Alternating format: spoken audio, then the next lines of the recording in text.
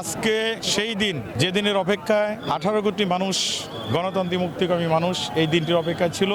বাংলাদেশ জাতীয়তাবাদী দল মাটি ও মানুষের দল। আমি বিশ্বাস করি আজকের 71-এর সেই বীর শহীদদের প্রতি শ্রদ্ধা নিবেদনের মাধ্যমে আমাদের এই ভূমিতে দেশনায়কের আগমনে আমরা হাজার হাজার নেতাকর্মী এখানে উপস্থিত হয়েছি। তাকে এক নজর দেখার জন্য এই সাভার, আশুলিয়া এবং ধামরের আপামর জনসাধারণ লক্ষ জনতার সমাগম এখানে হয়েছে, আপনারা ইতিমধ্যে লক্ষ্য করেছেন।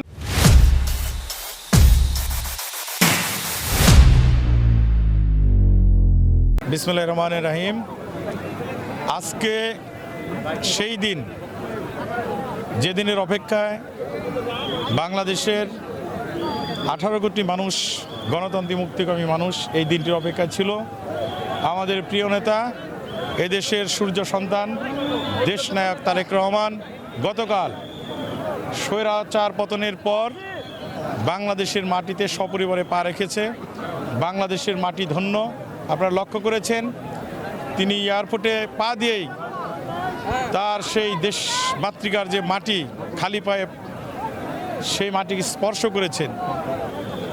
এতেই বোঝা যায় বাংলাদেশ জাতীয়তাবাদী দল মাটি ও মানুষের দল।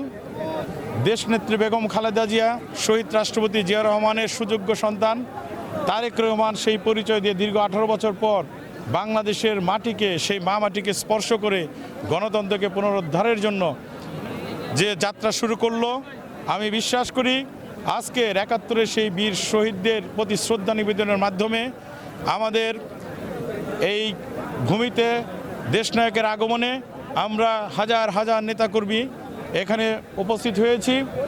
শুধু নেতাকর্মী নয়, আমার বিশ্বাস তাকে এক নজর দেখার জন্য এই সাভার, আশুলিয়া এবং ধামরের আপামর জনসাধারণ লক্ষ জনতার সমাগম এখানে হয়েছে, আপনারা ইতিমধ্যে লক্ষ্য করেছেন।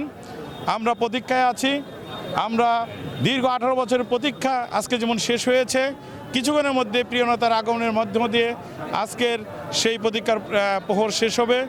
আমরা ঐক্যবদ্ধ দেশনায়ক তারেক রহমানের নেতৃত্বে আগামী দিনের বাংলাদেশ, সুখী সমৃদ্ধ বাংলাদেশ, সবার জন্য বাংলাদেশ, আধুনিক বাংলাদেশ যে নির্মাণ হবে, আমরা ঢাকা 20 ধামরের পক্ষ থেকে বলতে পারি। ঠিক তেমনিভাবে আমরা বিএনপি মনোনীত প্রার্থী আলহাজ তমিজউদ্দিনের নেতৃত্বেও আমরা সেই যাত্রার সহযাত্রী হিসেবে কাজ করব, সেই প্রত্যাশা এবং প্রত্যয় ব্যক্ত করছি।